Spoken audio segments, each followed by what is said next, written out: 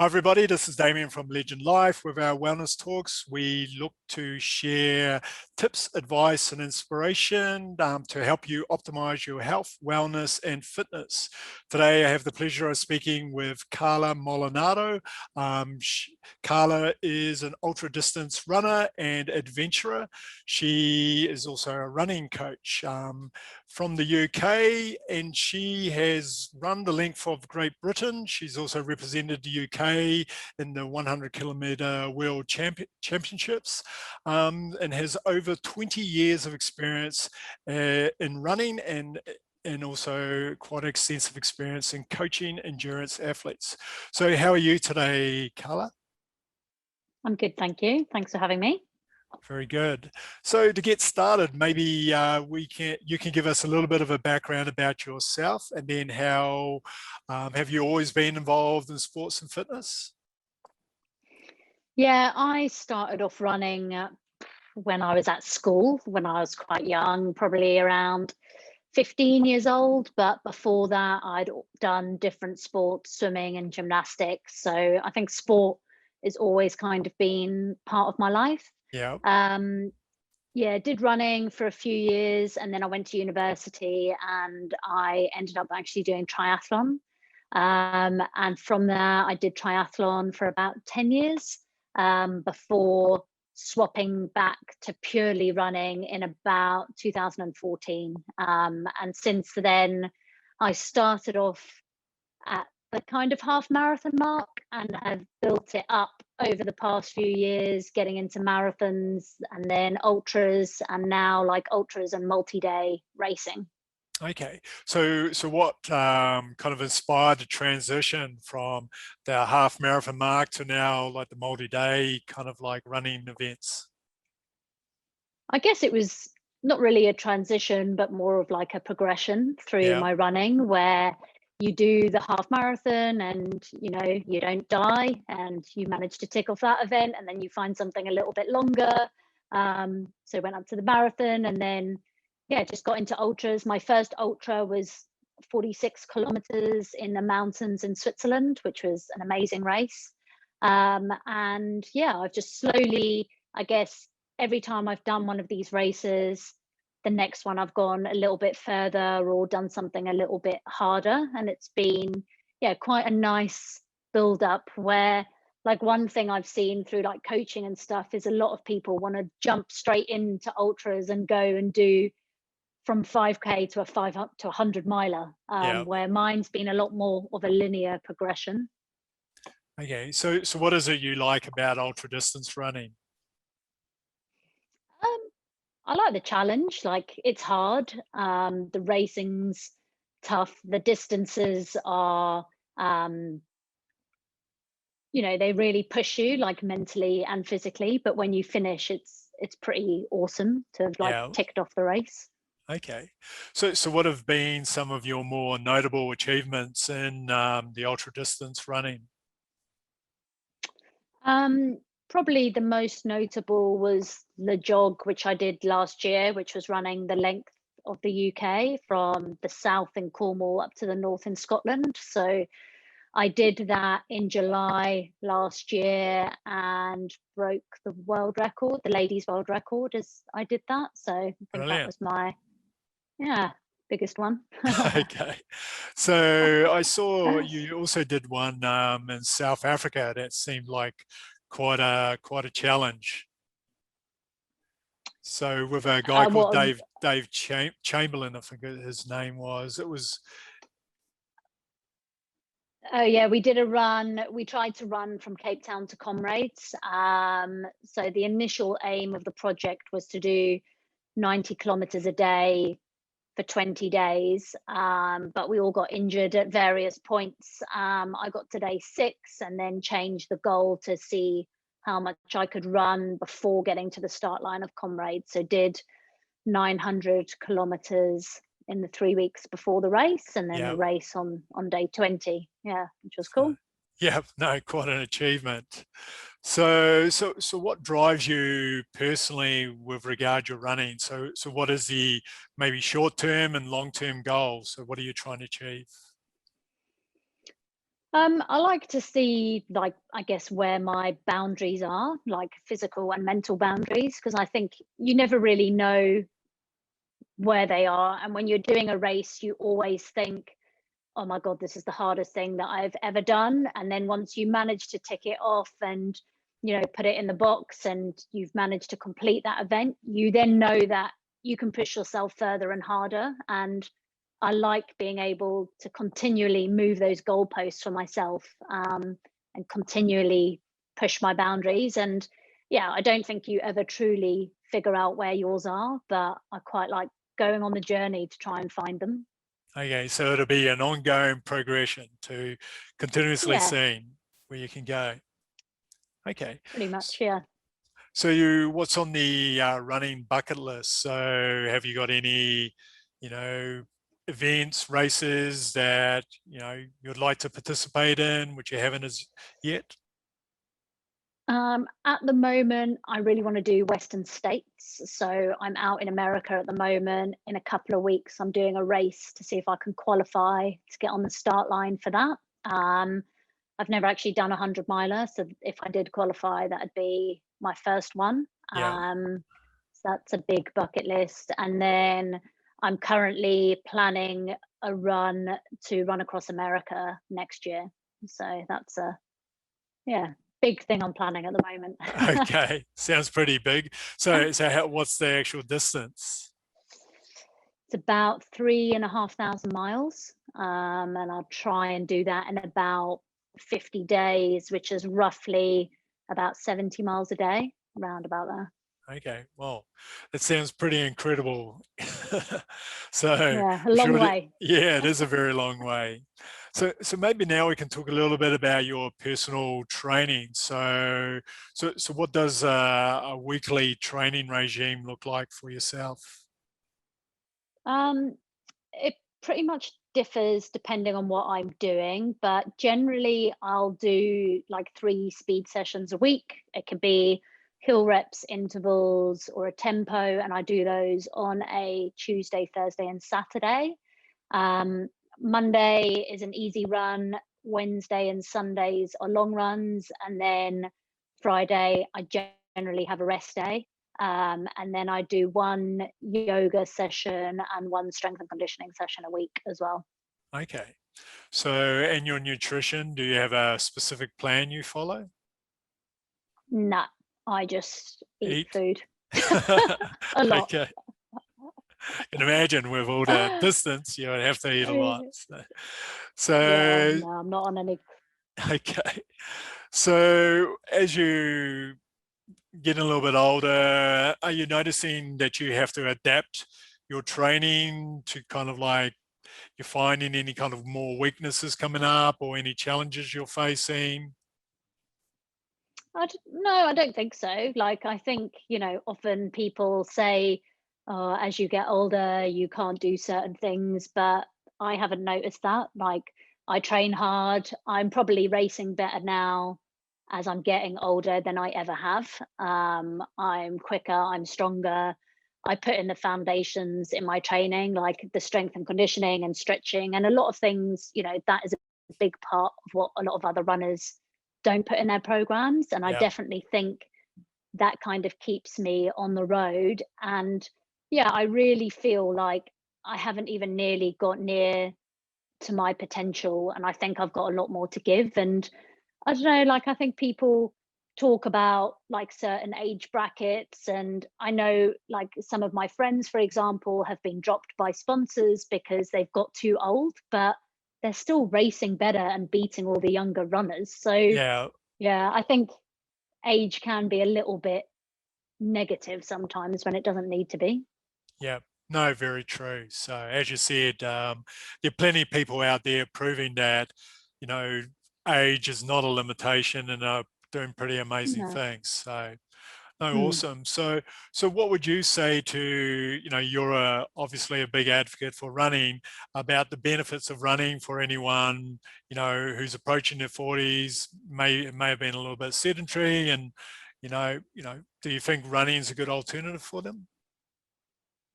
I think running's great. I think running the thing I like about it is that it is so accessible and that anyone can do it. Like all you need is a pair of running shoes and you can go outside. You can do it from anywhere, in any part of the world generally. And it's cheap and easy to do. You don't have to do races. There's loads of free events that you can do, you know, if costs and stuff are an issue, like the Park Run initiative, which I think is amazing. You can go and do a 5K every week.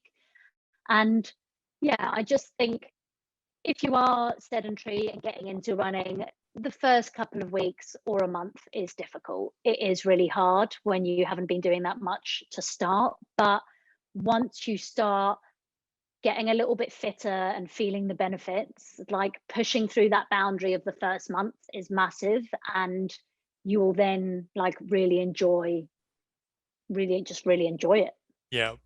So do you have any tips, suggestions for anyone who may have been sedentary and then, you know, how to make that transition into running? So any initial tips? I think you've got to start gradually. I think probably if you've gone from doing absolutely nothing and you want to start running, it might be worth either.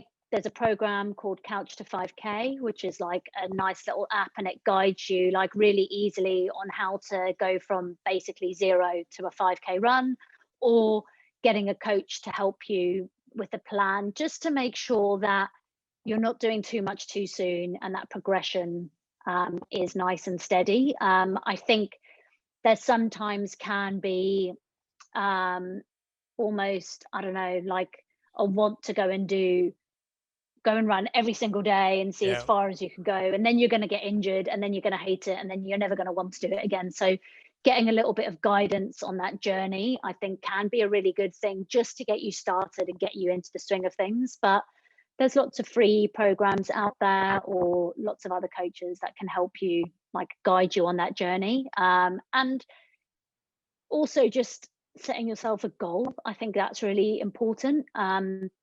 Whether it's finding a race that you want to do or an event that you want to do, or setting yourself a challenge, like I want to be able to run 10K in 2 months, and then telling someone that you're going to do it. It makes you accountable and it will make you actually get out the door and do the training. Not having anything to aim for makes training very difficult. So I think having a goal and something to work towards is quite important. No, awesome. So also now, what's your definition of wellness? I don't know. I think it's probably getting a balance right in your life, you know, doing some exercise, keeping moving, eating good food. For me, it doesn't really go much deeper. And I know there's like probably a huge scale where there's people on one end of the spectrum who do yoga and meditate and eat a plant-based lifestyle and, you know, do everything that they can, to the other end where you go and do your 1 run a week and you eat your 5 fruit and veg a day. And there's this whole scale. And I guess it's finding for yourself where you fit on that and trying to, have that kind of the best life that you can, which will make you feel good and make your body keep on moving for as long as it can. Yeah. So do you do any kind of other practices, activities beyond just the running? So yeah, do the yoga and strength and conditioning, but for me, those are more like functional. I don't really like meditate or do anything like that, but I find when I go and run, I tend to, you know, I don't listen to music. I just listen to everything around me, and that almost is my kind of escapism when I go out and run.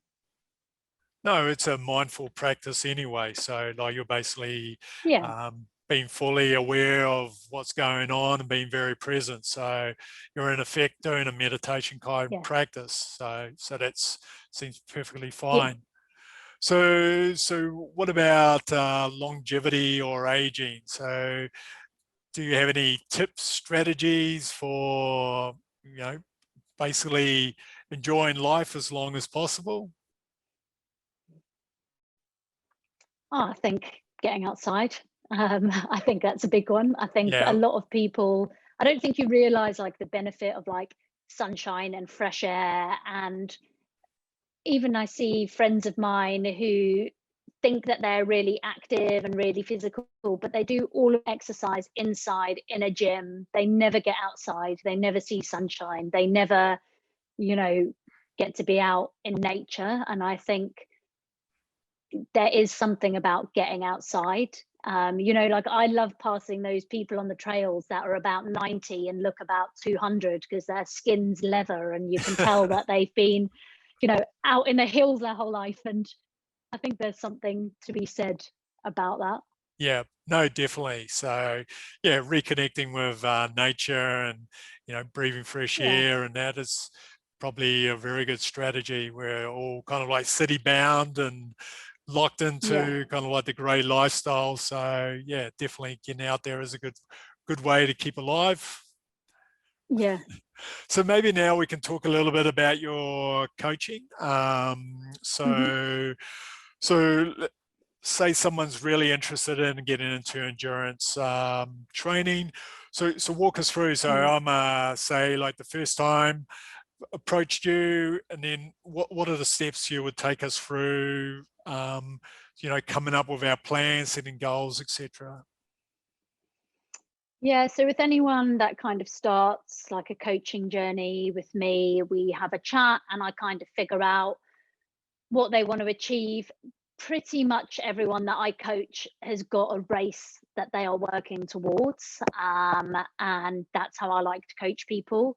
We've got somewhere that we're going, and then I then build that program based around that individual, like their commitments, their life, because everyone's got different things going on, family, work, friends, all that stuff that they want to juggle, and I try and make sure that it kind of fits around their lifestyle as much as they can. Like, Yeah, I don't make general programs for anyone because there's lots of general programs out there, and I think you can make them to fit for your life, but I prefer to make it based on the individual. And then I guess I look at where they want to end up and where they are now, and I will figure out the best route for them to get there. And for everyone, it's a little bit different.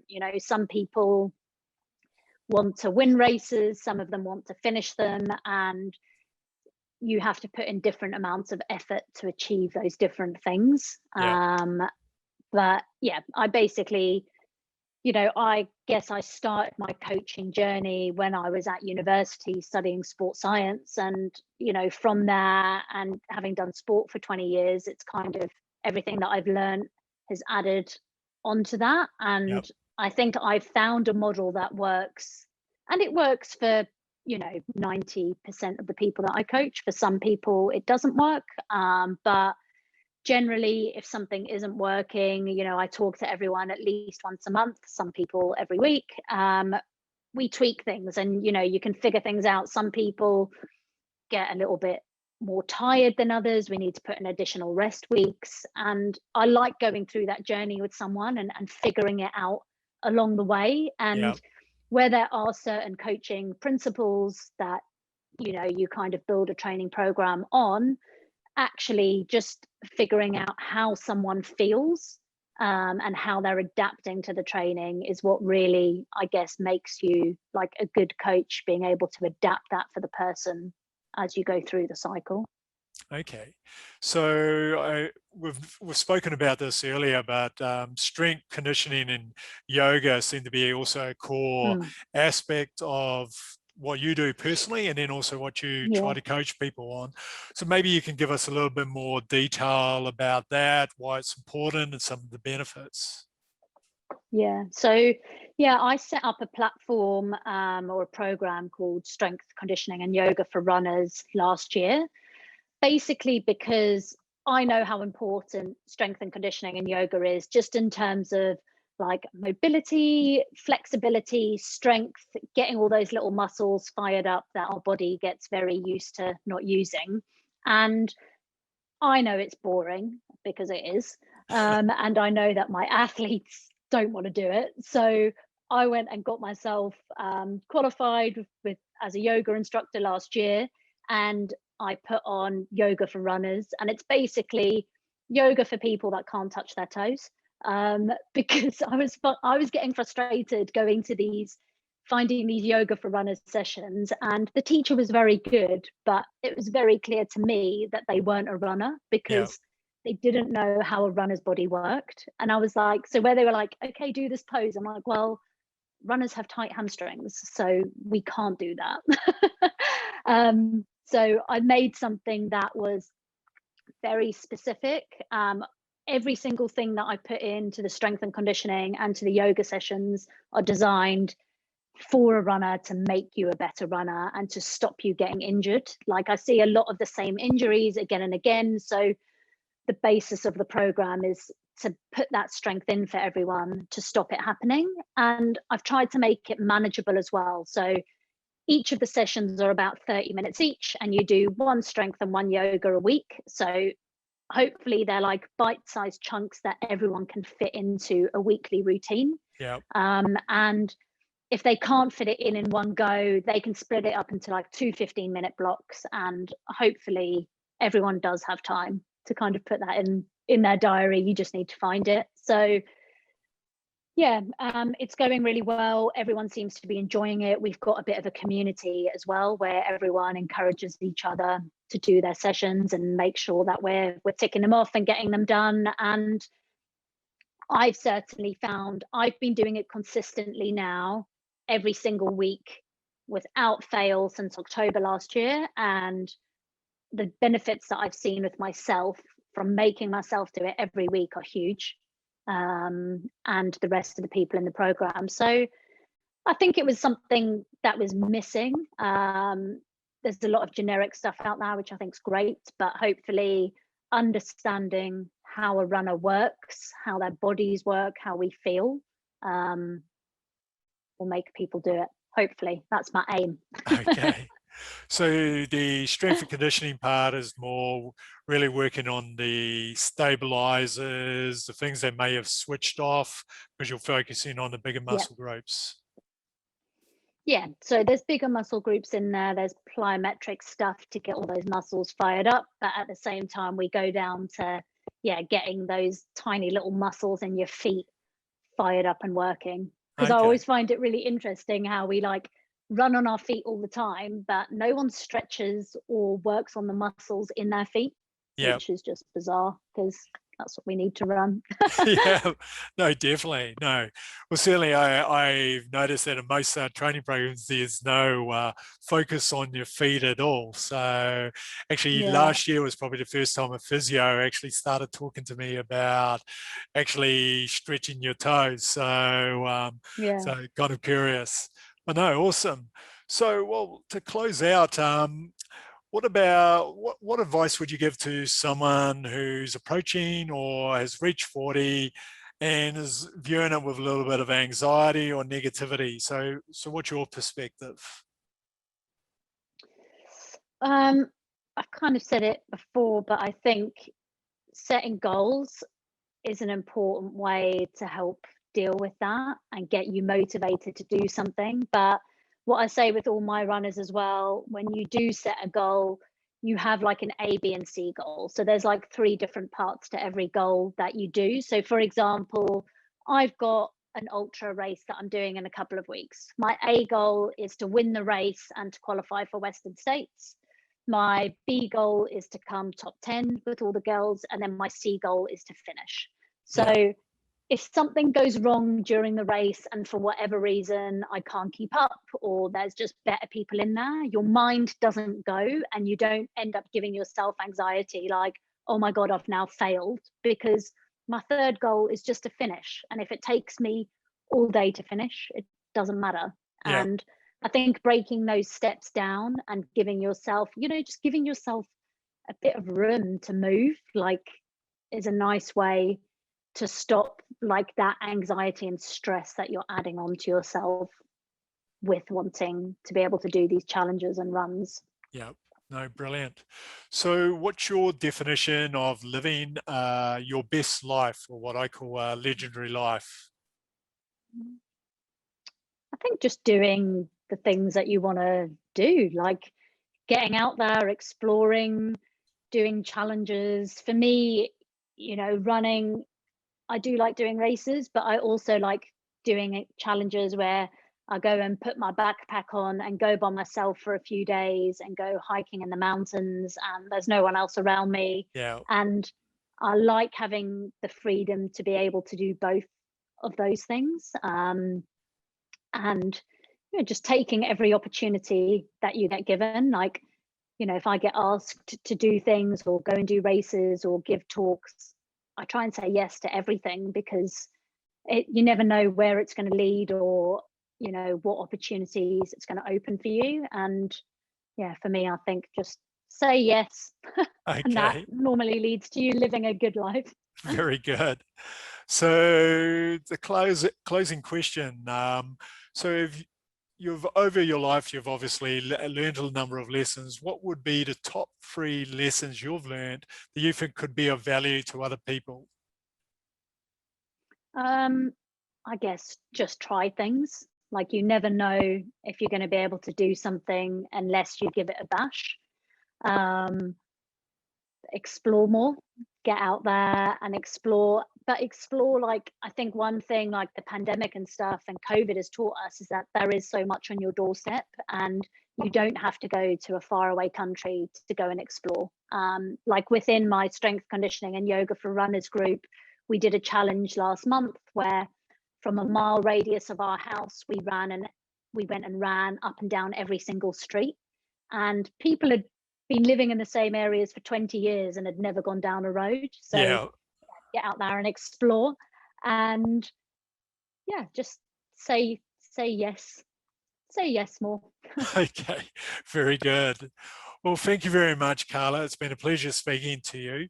I'm sure a lot of people got some value from this. So if anyone's interested in learning a little bit more about yourself, how can they find you online? So either on my website, which is just carlamolinaro.com, or Instagram, Carla Molinaro, or Facebook, Carla Runs, and all the info's there. You can ping me a message if you've got any questions. Cool. Well, thank you again. It's been a pleasure. Thank you. Thanks for having me.